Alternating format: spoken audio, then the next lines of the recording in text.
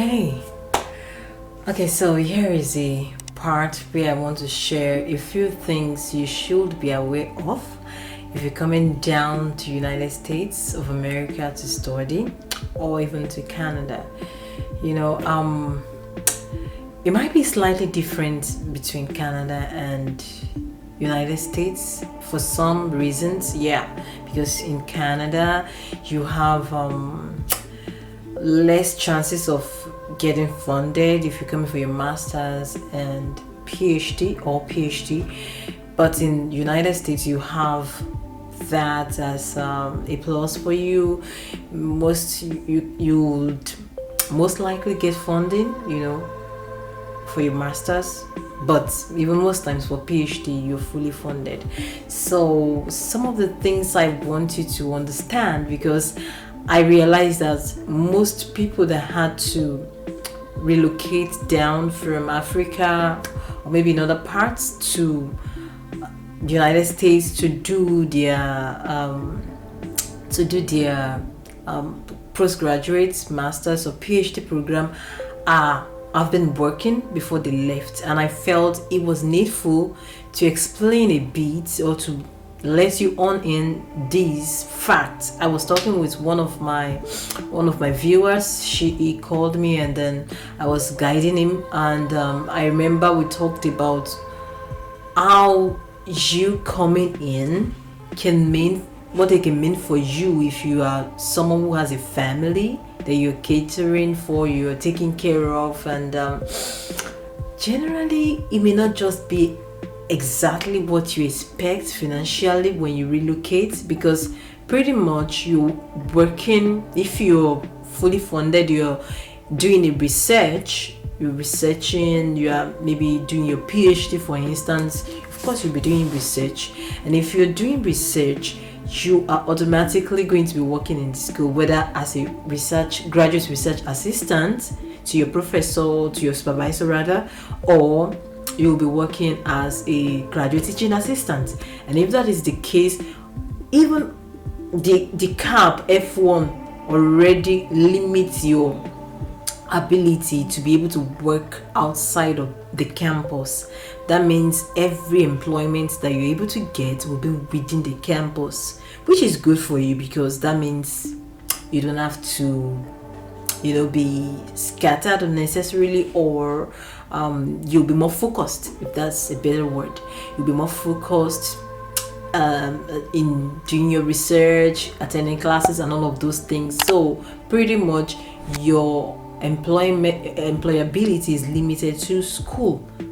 That is what the rule says, the USCIS rule, mind you. So you should know that when you come in as a student, you're not coming with expecting that it's gonna be so, you're coming extravagantly, except of course if you have very rich already before coming from Africa. Maybe you have a lot of dough stacked in your account, so then you can keep up with your lavish lifestyle if you so desire.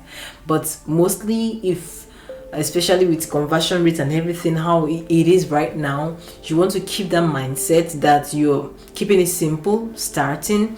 If it's just you, it's more bearable, because that means pretty much if you're lucky to be fully funded, you have other things, just few things to worry about. Your rent, and if your rent is something you want to worry about, most likely you can pay for that from the stipend you get every month. Mind you, you'll be getting paid if you're monthly, if you're working on research. I mean, if you're a graduate research assistant or a graduate student assistant, if you're doing your PhD, or even as a master's student, if you're a graduate student assistant or research assistant, then you'll be getting monthly stipends. My husband did. So that is what you should not worry about. But if you're coming in as a family, and then this is where it gets a bit inconvenient. If you're coming in as a family person, maybe you have a wife and you are coming in with your wife being a dependent of you, she's not coming in as F1. maybe she wants to study too. Of course, I don't know how wise that would be if both of you are coming as F1s. But if you come, I mean, I'm not sure about that, honestly. But if you're coming as F1 and she's coming as F2, and probably you even have other dependents like your children, they will be coming on F2 visas as well. Now, the rule will be that your wife cannot work. Vice versa, it could be the lady that is coming as F1 and the husband is coming as F2. It's not, you don't have to. You can come as F1 too if you want to study. But like I said, I don't know much about how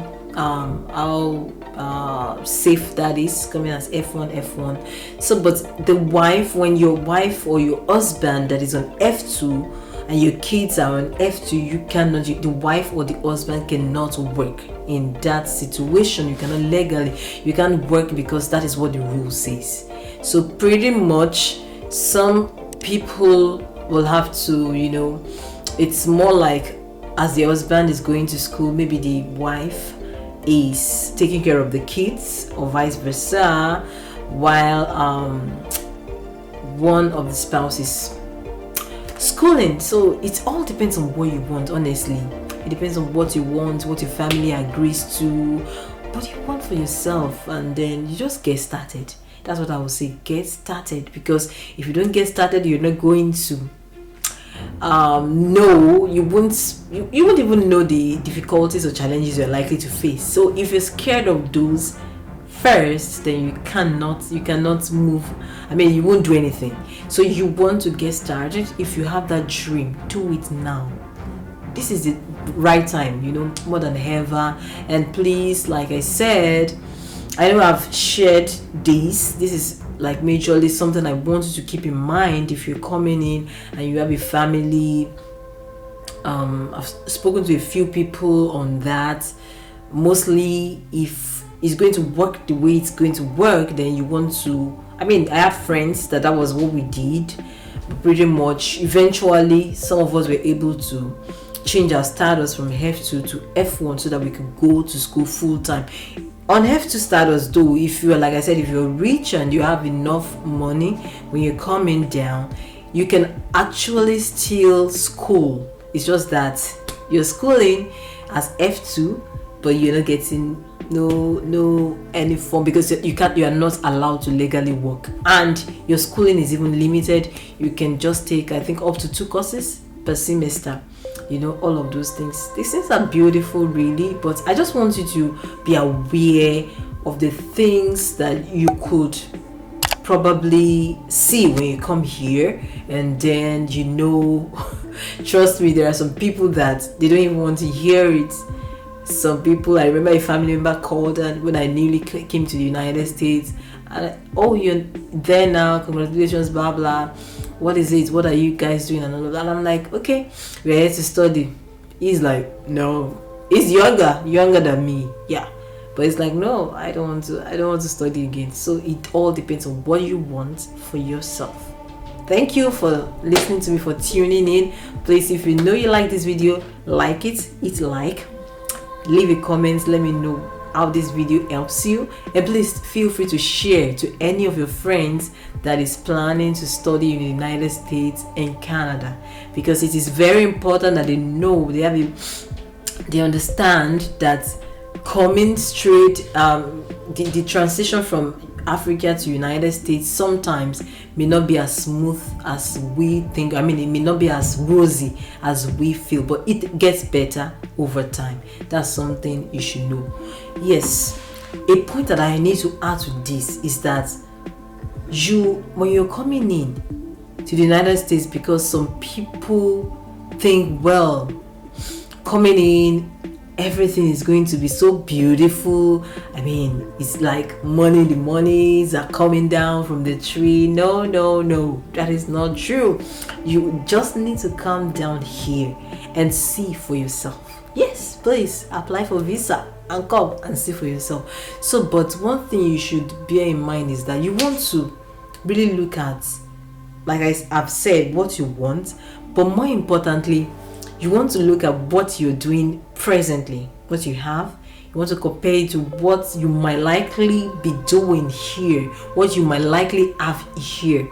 I'll use myself as an example, or my family as an example. When we were going to relocate in 2016, my husband came down in January on F1 visa, and when he came, it was more like around the time, I think just a few months before he came, he was working in Glo, by the way, Globacom company, communications company back there in the technical department. But then when he was going to come down here, they about doubled his salary. We were planning the previous year, okay, we are going, some of our friends advised us what I'm about to tell you, and that's why I feel like it's something everybody should know, so that when you get down there, you don't have any regrets.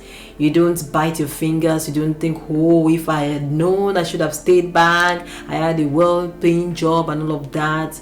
So it's all about what you want for yourself, for your family.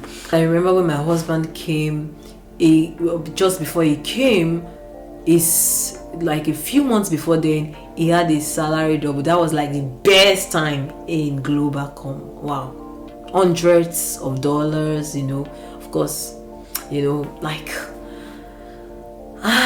it was like very tempting for us, because I remember one of his friends has told us, you want to really be sure, since you are married now and you have a child, you're expecting a baby, you may really want to consider what is good for you, for your family, to know if you are able to adjust or adapt to the lifestyle of a student here that is not so extravagant.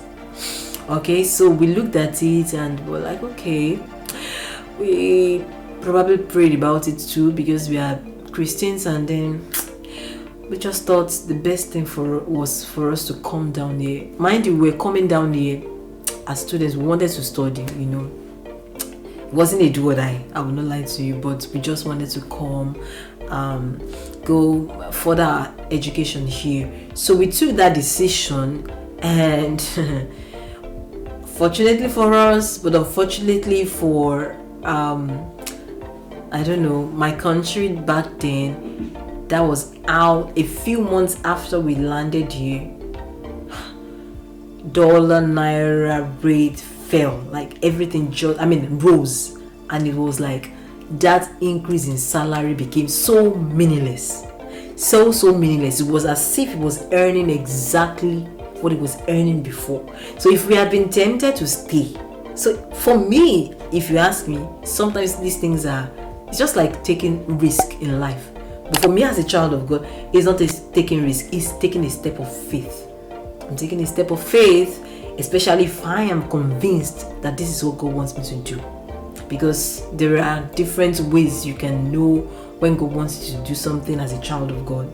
So we went ahead, we took that step of faith, and here we are today. The rest is history. We are grateful to God. So I want you to understand some of these things. Look at your options, weigh it very well. Are you willing to succumb to or adapt to the lifestyle that is not as extravagant for a period of some years, maybe 3-5 years, depending on how long your program is, and before you get the opportunity for OPT, for internship that will really bring the money. So it all depends on you. Don't also forget that there are internship opportunities during your program that you can explore.